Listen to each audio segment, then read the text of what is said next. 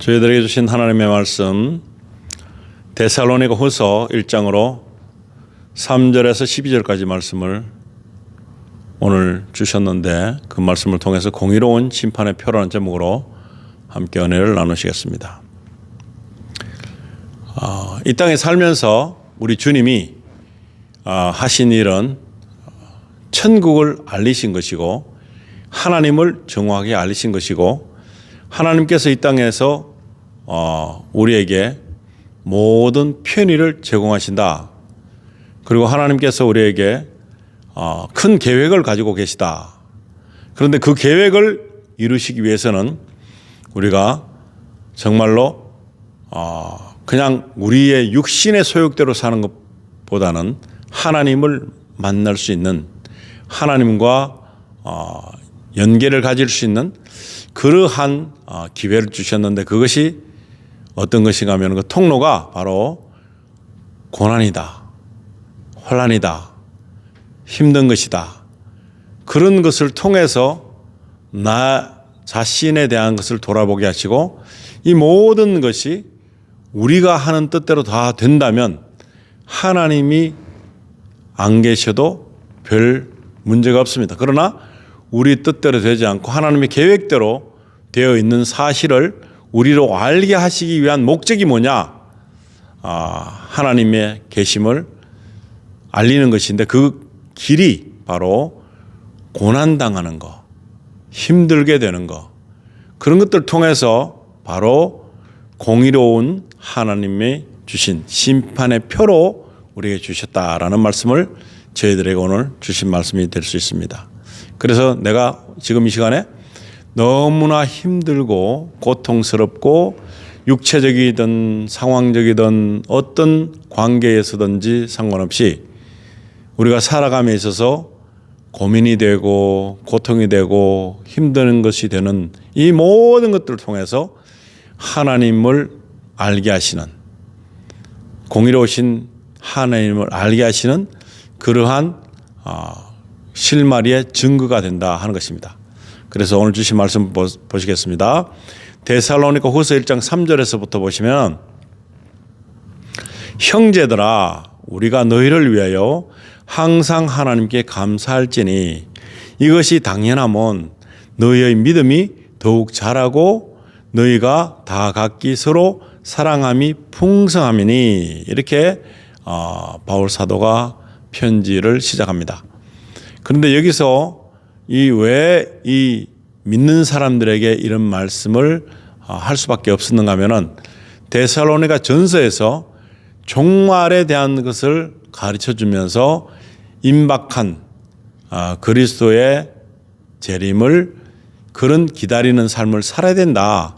그래서 그들이 생각할 때는 정말 얼마 지나지 않아서 바로 오시겠구나 하는 그런 믿음을 가지고 한편에서는 아무것도 하지 않습니다. 세상이 다 멸망할 건데 내가 무엇인가를 할 이유가 뭐 있는가, 이제 얼마 남지 않았다 그러면서 아무것도 하지 않는, 그리고 어떻게 보면은 예수 그리스도를 기다린다고 하지만 현실 도피적인 삶을 살고 있었기 때문에 그에 대해서 좀 더 실제적으로 이 모든 것들을 통해서 보여주시고자 하는 것입니다. 그리고 많은 그리스도인들을 핍박하고 박해하는 그런 일들이 생겨났습니다. 그렇지만 그것을 힘들게 견뎌야 되는 그런 사람들이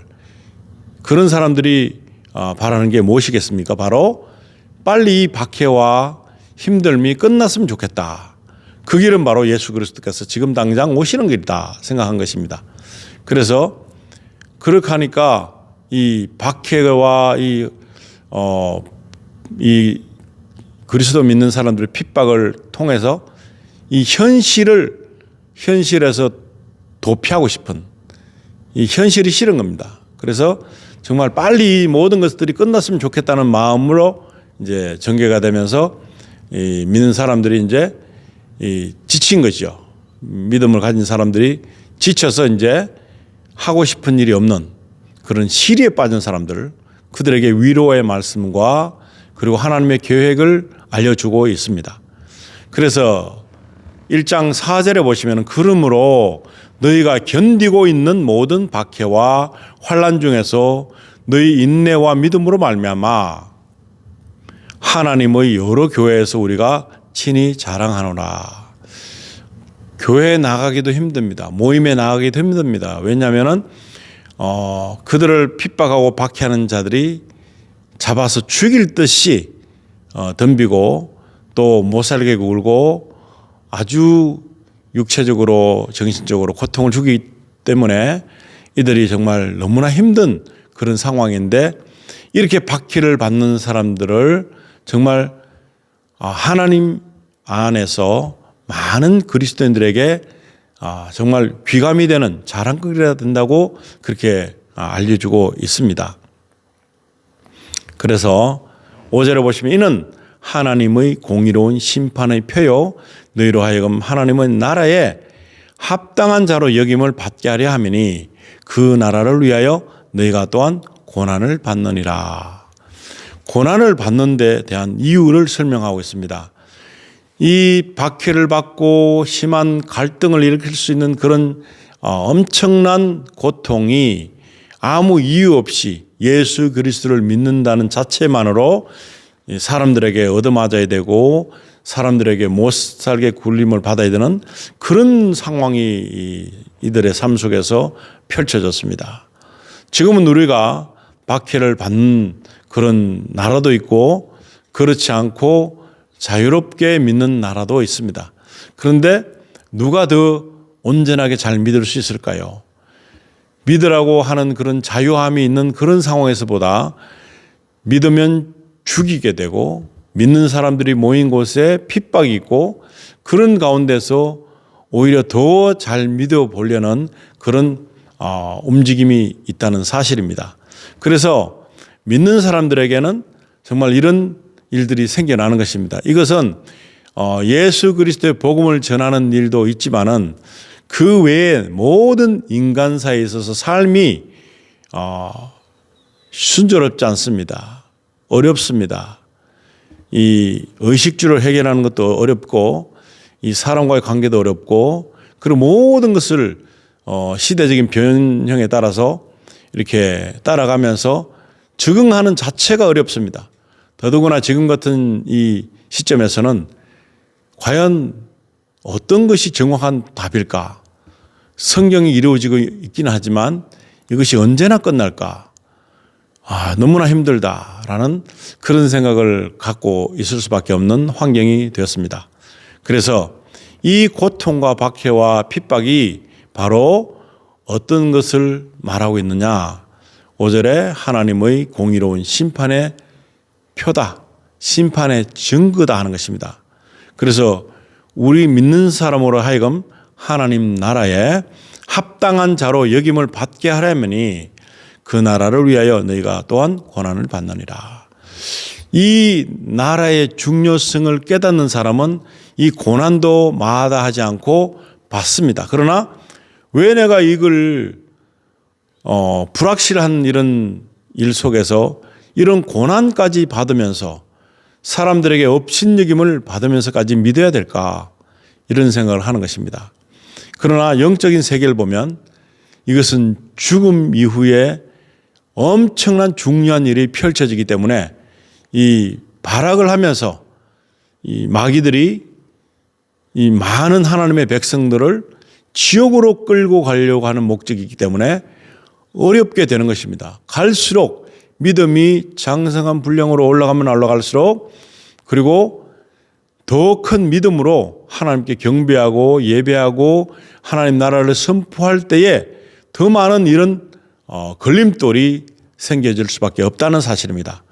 우리가 전하는 복음으로 말미암아 많은 사람들이 하나님 나라에 들어가는 택한 백성들은 다 구함을 받는 그런 일들이 벌어질 텐데 이미 택한 백성이라 할지라도 하나님을 떠나게 되는 일을 그들은 주장하고 있으며 그들에게는 방해 공작을 하게 되는, 그래서 더 하나님 사랑을 갈구하기보다 세상에 있는 현실적인 것에 빠져들 수밖에 없는 그런 환경으로 이끌고자 하는 목적이 그들에게 있습니다. 망하게 하는 거죠.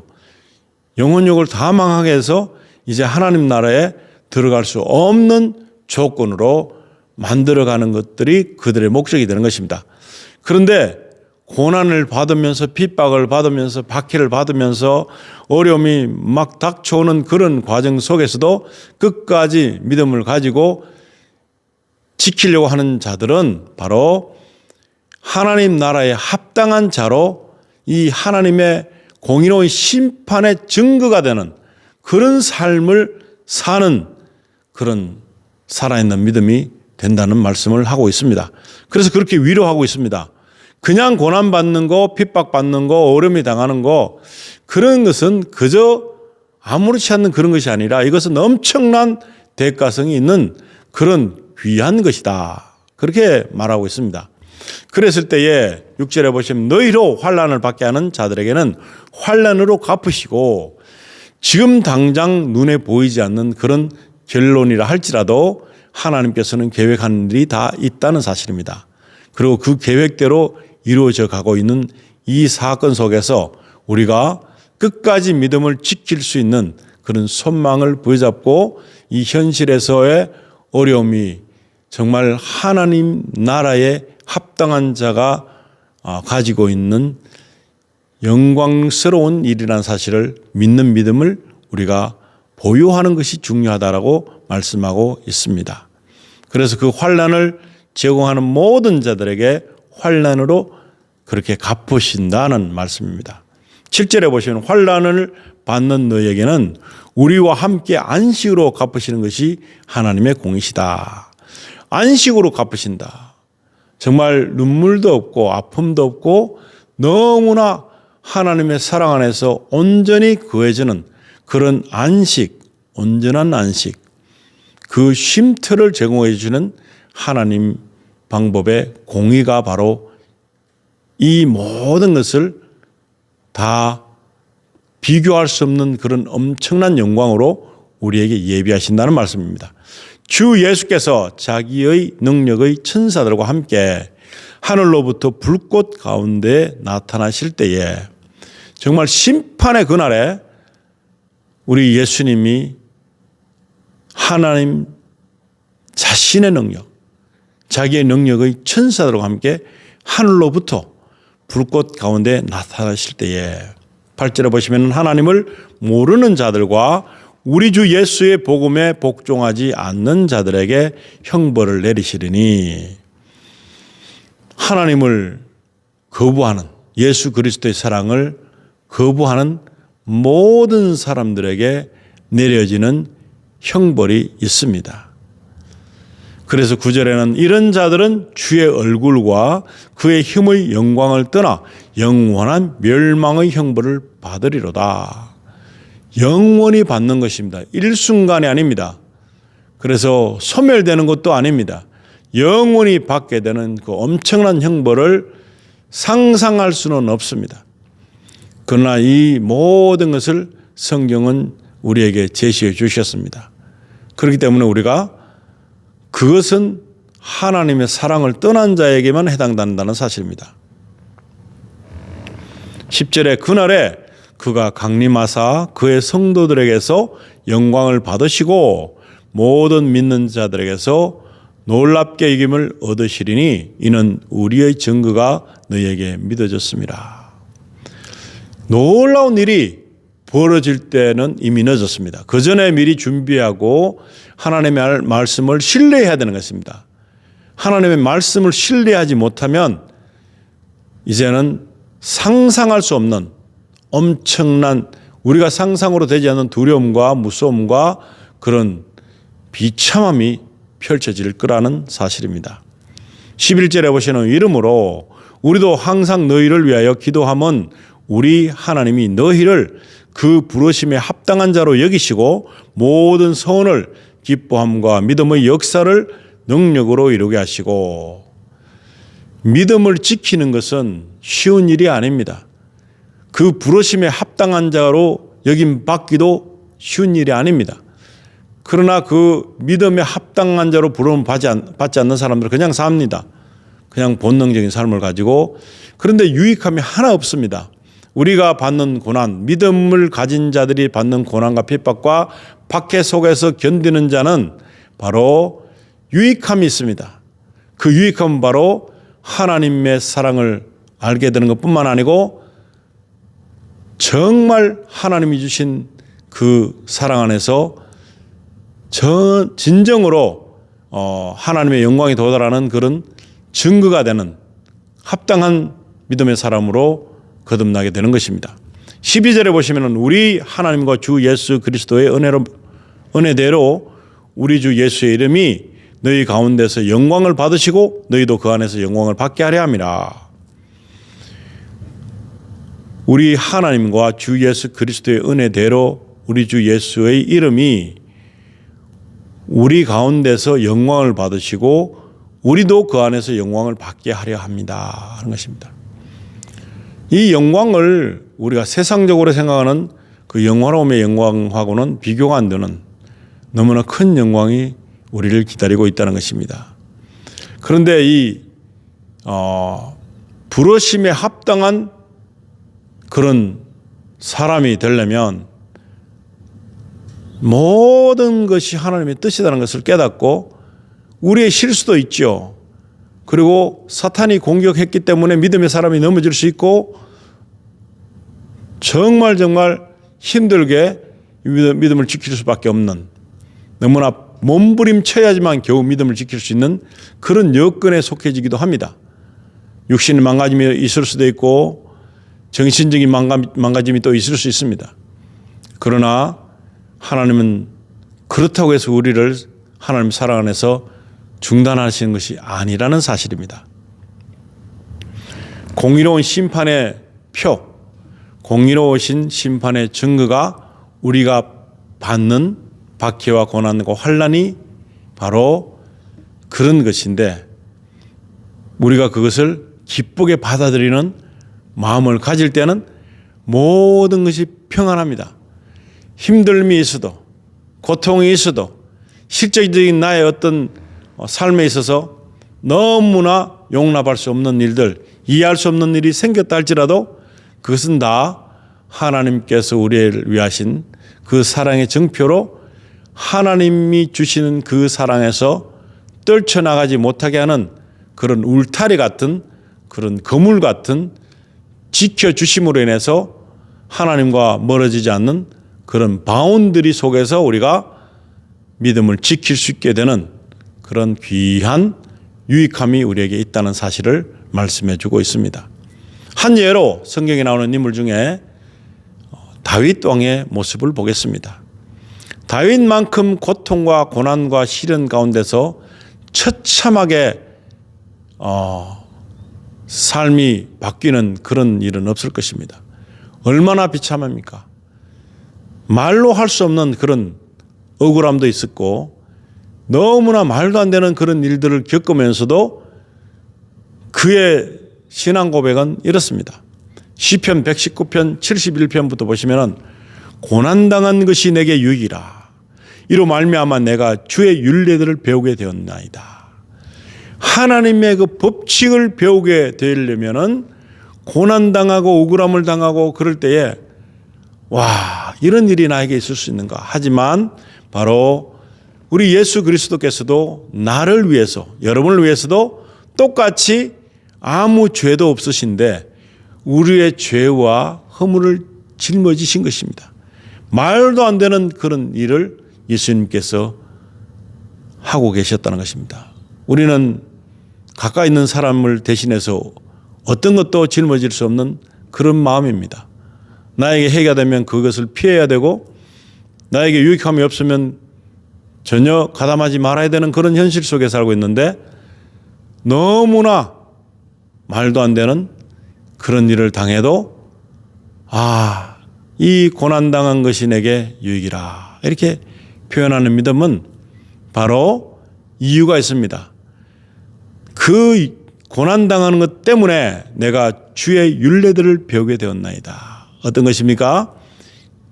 시편 119편 72절에 보시면은 주의 입의 법이 내게는 천천금은보다 좋으니이다. 많은 금과 은보다도 주의 입의 법이, 하나님께서 말씀하신 그 법이 내게는 더 중요하다는 사실입니다. 이것을 깨달을 날이 오면 소망을 온전히 간직한 사람만이 이런 것을 깨달을 수 있지, 그런 소망이 없는 사람들은 이 말씀이 궁금하지도 않고 깨달아지지도 않고 나와는 전혀 상관이 없는, 뭐가 그렇게 좋단 말이지, 고난받는 것이, 그리고 주님이 주신 그 말씀, 하나님께서 주신 입으로 말씀하신 법이 뭐가 그렇게 중요할까라고 생각할 수 있었습니다. 그런데 73절에 보시면 주의 손이 나를 만들고 세우셨사오니 내가 깨달아 주의 계명들을 배우게 하소서. 나를 만드신 분이 하나님이 되신 것입니다. 하나님이 되시지만 내가 하나님이 나를 만드셨다고 하는 사실을 까마득히 모르고 살 수 있습니다. 그리고 나와는 관계가 없는, 하나님과 나는 관계가 없는 일이라고 생각을 하지만, 바로 그렇게 고난과 고통과 핍박이 있음으로 말미암아, 어려운 상황이 있음으로 말미암아 바로 하나님께서 나를 지으셨다는 것을 알게 되는 것입니다. 깨닫게 되는 것입니다. 그래서 74절에는 주를 경외하는 자들이 나를 보고 기뻐하는 것은 내가 주의 말씀을 바라는 까닭이니이다. 말씀이 얼마나 중요한다는 사실을 다윗 왕은 깨달은 사실입니다. 말씀이 중요하다고 생각 안 했으면 이런 말 할 필요가 없죠. 근데 다윗 왕은 정말 엄청난 일들을 당했다 할지라도 하나님의 개입이 꼭 있었다는 그 전제하에서 정말 이것은 말씀을 더 상고하고 싶은 마음으로 갈 수밖에 없는 그러한 깨달음으로 바뀐 것입니다. 그 깨달음이 정말 큰 축복이죠. 75절에 보시면 여호와여 내가 알거니와 주의 심판은 어려우시고 주께서 나를 괴롭게 하심은 성실하심 때문이다. 아멘. 이 성실하심, 어떻게 나에게 고통을 제공하신 하나님이 성실하다고 감히 표현할 수 있겠습니까? 그런데 그것은 나를 지으신 분이 나를 온전케 하기 위한 목적으로 내가 하나님의 그 테두리 안에서 벗어나지 못하게 하기 위한 조건이 있다면 고통인 것입니다. 힘든 것입니다. 그러지 않으면 우리는 마냥 내 스스로 잘났고 내 스스로 해결할 수 있고 내 스스로 다 이룰 수 있다는 그런 교만함에 빠질 수 있습니다. 그러나 어려움이 닥칠 때마다 육신적인 어려움, 정신적인 어려움, 현실적인 어려움, 여러 가지 어려움과 고통과 고난이 따를 때에 바로 이 모든 것들은 하나님이 주시는 나를 향하신, 나를 만드신 그분께서 나에게 너무나 좋으신 성실하심으로 나를 만드시고 있다는 사실입니다. 그래서 공의로운 심판의 증표가 바로 이 고난이라는 것입니다. 우리는 고난을 받으면 왜 내가 이런 고난을 받아야 됩니까? 하나님을 잘못 믿었습니까? 하나님을 그렇게 경외하고 찬양했건만 왜 저에게 이런 것이 있습니까? 라고 의문을 제기하는 사람들이 많습니다. 믿는다고 하는 사람들이 더 많이 그런 의문을 제기하고 하나님 앞에 반항하는 그런 발언을 하게 됩니다. 그러나 그것은 잘 모르는, 인식하지 못한 무지함에서 오는 것이라는 사실을 오늘 말씀을 통해서 배울 수가 있습니다. 정말로 이 고난이 나에게 유익한 고난이고 나에게 귀한 일이라는 사실을 알게 되는 것은 바로 다윗 왕처럼 내가 주의 손길을 통해서 지음받은 자이기 때문에 하나님의 성실하심이 나에게 이루어지려면 고난이 있어야 되고 나의 모든 것을 깎아야 되고 하나님을 보는 그런 시각적인 면에서 더 하나님을 알게 하는 놀라운 사건들이 바로 이렇게 고난으로 찾아온다는 사실입니다. 그랬을 때에 반갑지도 않은 이 고난이지만, 반갑지도 않은 핍박이지만 이 모든 것을 통해서 하나님의 영광, 우리를 또 영화롭게 하시는 하나님의 놀라운 섭리가 함께 있다는 사실을 깨달을 때 이것은 바로 축복의 통로라는 사실입니다. 그리고 하나님께서 주시는 놀라우신 성실하심이 우리 안에 이루어지고 있다는 사실입니다. 피할 일이 아닙니다. 오히려 그것은 감사해야 될 일입니다. 지금 이 순간에도 세상적으로 바라보는 고난과 핍박과 어려움이 있다면, 육신적으로 정신적으로 어려움이 있다면 이 모든 것들은 하나님의 계획 속에서 하나님이 주시는 성실하심을 우리에게 보이고자 하는 충분한 이유가 되기 때문에 이 모든 것을 감사하는 그런 믿음 가지시고 한 주간도 승리하시는 저와 여러분 되시기를 우리 주 예수님 이름으로 축원드립니다. 같이 기도하시겠습니다. 아버지 하나님, 저희가 우리를 지으신 하나님 아버지의 손길에서 벗어나지 않도록 하기 위해서 우리를 귀한 손길로 붙들어 주시고 우리가 낙심할 수밖에 없는 그런 상황까지도 마음 아파하시면서 우리를 다시금 거듭나게 하시고 만들어 주시고 새롭게 하시는 놀라운 일들 위해서 고난을 허락하셨다는 사실을 감사드립니다. 우리 믿음이 적은 자들에게도 이런 고난을 통해서 더 큰 믿음을 가지고 반석 위에 세워진 믿음이 될 수 있도록 우리를 인도하심에 감사드립니다.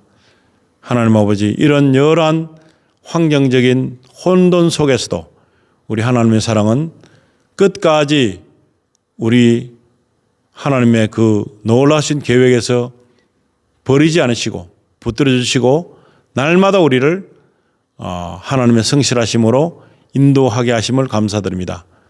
우리가 알고 있는 모든 것들을 통해서 우리 스스로가 교만해지지 않고 낙심하는 그런 자리까지도 떨어졌다 할지라도 우리가 하나님께 감사하고 경배할 수 있는 그 귀한 마음은 공의로우신 심판의 증표로 우리를 삼으셨기 때문에 우리에게 주시는 귀한 선물로 깨닫고 귀한 것 주시는 이 거두시는 이도 하나님이시라는 것을 고백한 욥처럼 우리의 믿음이 귀한 믿음으로 바뀔 수 있도록 이 고난과 환난과 역경 속에서도 하나님을 경외하고 사랑하는 마음이 변치 않도록 저희들을 붙잡아 주시기를 간절히 바라며 우리 주 예수님의 거룩하신 이름으로 기도드리옵나이다. 아멘.